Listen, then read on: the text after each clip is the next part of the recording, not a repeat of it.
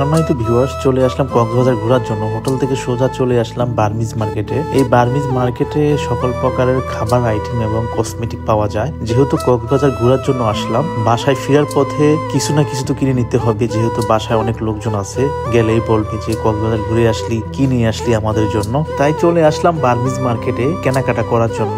বাসার জন্য অনেক কিছু নেব দেখতেছি, অনেকগুলো আচার কিনে ফেললাম।